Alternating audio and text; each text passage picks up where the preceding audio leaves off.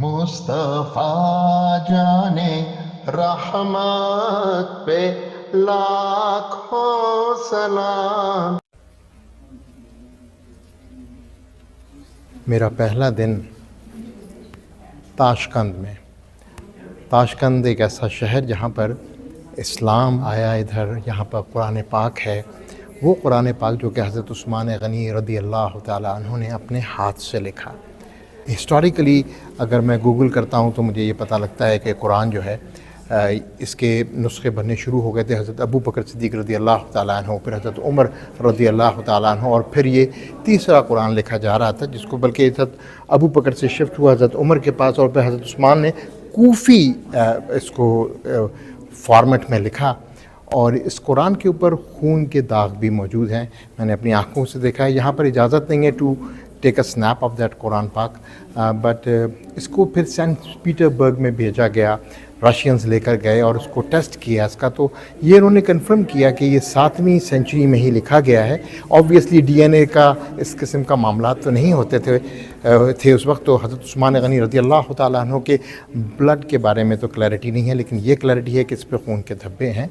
और कहा जाता है कि हज़रत उस्मान गनी रज़ी अल्लाह ताला अन्हु जब ये लिख रहे थे इसी वक्त उनको शहीद किया गया था। तो it's a big history in Tashkent because of this. यहाँ पे होली कुरान का ऐसे नुस्खे का होना एक बहुत बड़ी बात है। ये हज़रत इमाम कॉम्प्लेक्स का एक हिस्सा है, छोटा सा म्यूज़ियम है कुरान का, जिसमें अगर आप दिखा सकें तो ये वो कुरान है जो कि कूफ़ी उस फॉर्मेट में लिखा हुआ है, जो इसमें लिखा गया है, इसको वो कूफ़ी ऑर्डर में लिखा गया है। और इस कुरान पाक के साथ इस बिल्डिंग, ये जो म्यूज़ियम है, ये यहाँ पर हज़रत इमाम कॉम्प्लेक्स कहते हैं इसको। हज़रत इमाम अबू बकर रज़ी अल्लाह ताला अन्हु is one of the greatest इमाम ऑफ उज़्बेकिस्तान, बहुत बड़े इमाम यहाँ के। और ये पूरा कॉम्प्लेक्स 2007 में इस कॉम्प्लेक्स को बनाया गया है। 1991 में उज़्बेकिस्तान आज़ाद हुआ था, और बड़ी इंटरेस्टिंग बात आपको बताऊं कि 1991 में ये आज़ाद हुआ और Pakistan was the first country जो उसने इसको रिकग्नाइज़ किया था। इसलिए पाकिस्तान का मेयारी वक्त और उज़्बेकिस्तान का मेयारी वक्त एक ही है। तो इस वक्त जो मैं बातचीत कर रहा हूँ वही वक्त इस वक्त पाकिस्तान में हुआ है जो मैं ताशकंद में बोल रहा हूँ।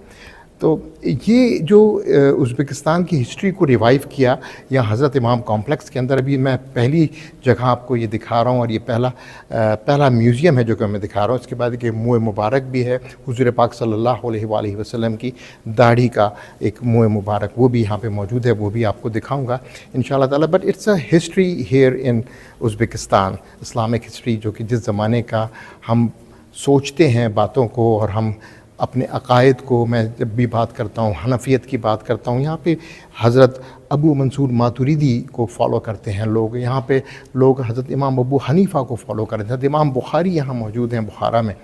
सो ये सारी चीज़ों को जब इकट्ठा करके मैं देखता हूँ, और उस कुरान पाक से मैं शुरू करता हूँ, तो अल्लाह के कलाम से मैंने अपने व्लॉग को स्टार्ट किया है, और आप लोग मेरे साथ जुड़े रहिए।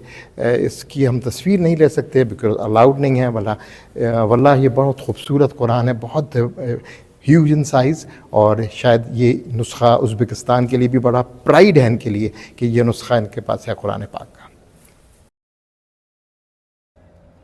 कुरान पाक म्यूज़ियम से निकलकर मैं इस वक्त सामने खड़ा हूँ एक मदरसे के। ये मदरसा पॉलीमैथ्स का, यू कैन से दैट कि ये एक बहुत बड़ा इंस्टीट्यूशन है, जिस इंस्टीट्यूशन के अंदर ना सिर्फ इस्लामिक स्टडीज़ पढ़ाई जाती थी, बल्कि यहाँ पर जियोलॉजी, यहाँ पर एस्ट्रोनॉमी, यहाँ पर फ़नून लतीफ़ा, what we call art and literature, वो भी पढ़ाया जाता था। Complete example of a modern institution back in 16th century. ये 16th सेंचुरी में बनाया गया था। ये पूरा कॉम्प्लेक्स जो हज़रत इमाम कॉम्प्लेक्स है, ये हज़रत अबू बकर मोहम्मद क़फ़ली शाशी रहमतुल्लाह अलैह के नाम पर है, और साथ ही उनका मज़ार भी है।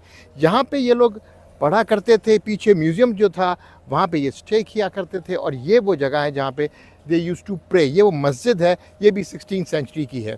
1966 में एक बहुत बड़ा अर्थक्वेक आया था। उस अर्थक्वेक के अंदर बहुत कुछ यहाँ पर तबाह हो गया था, लेकिन उसके बावजूद ये जगहें सेफ़ रहीं। रशियंस का भी ایسا ہی پلان ہوتا تھا کہ کسی طریقے سے ان چیزوں کو ختم کیا جائے اور مسلمانوں کی نشانیوں کو ختم کر دیا، لیکن اٹ couldn't happen. اور یہ سب کچھ اللہ تعالیٰ نے یوں کہ یہ بچایا اور اللہ تعالیٰ نے سیو کیا. اور آج ہم we are lucky enough to see that قرآن پاک آف حضرت عثمان غنی رضی اللہ تعالیٰ عنہ. اور ہم یہ مدرسہ بھی دیکھ رہے ہیں جس میں ہسٹری کو بڑے اچھے طریقے سے فریز کیا ہے ازبکستان نے. یہ 2007 میں پورا رینوویٹ کیا گیا تھا. It's a lovely place to سی.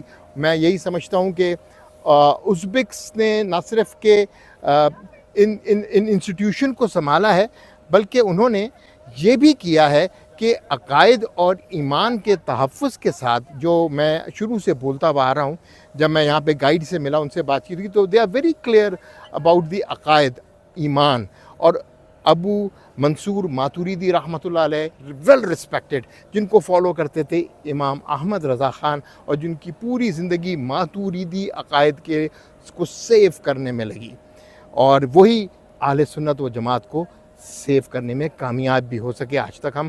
لیکن ازبکستان ماشاءاللہ جو میں نے یہاں پر دیکھا ہے، میں بڑا حیران ہوں. ابھی میرا دوسری بلڈنگ کا ہی وزٹ ہے، and still so many things to visit. بہت ساری جگہوں کو دکھاؤں گا انشاءاللہ آپ لوگوں کو.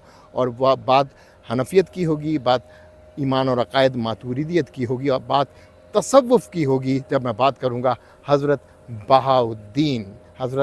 بہاؤالدین نقشبندی رحمۃ اللہ علیہ کی. ابھی جس میں انسٹیٹیوٹ کے سامنے کھڑا ہوں، اس کا نام ہے Tashkent Islamic institute named after امام البخاری. امام البخاری جنہوں نے حدیثوں کا تحفہ ہمیں دیا، اور جن کی صحیح 7 حدیث میں، مستند حدیثوں میں ان کا شمار ہوتا ہے. امام البخاری کے نام پر یہ انسٹیٹیوٹ بنایا گیا، اور اس کی بڑی انٹرسٹنگ ہسٹری ہے. 1971 میں یہاں پر کوئی انسٹیٹیوٹ نہیں تھا. رشینز نے الاؤ نہیں کیا تھا کہ مسلمان اپنے آپ کو ٹرین کر سکیں، دین کو سیکھ سکیں، اچھی باتوں کو اپنا سکیں. تو 1971 میں بات چیت کی گئی، اور جو کلیرکس تھے، جو کہ یہاں پہ مفتیان تھے، انہوں نے باقاعدہ اجازت لے کے، یہ آپ دیکھ رہے ہوں گے، یہ وہ تصویر ہے ان مفتیان کی، ان اسکالرس کی، جنہوں نے یہاں پر اس انسٹیٹیوٹ کی بنیاد رکھی.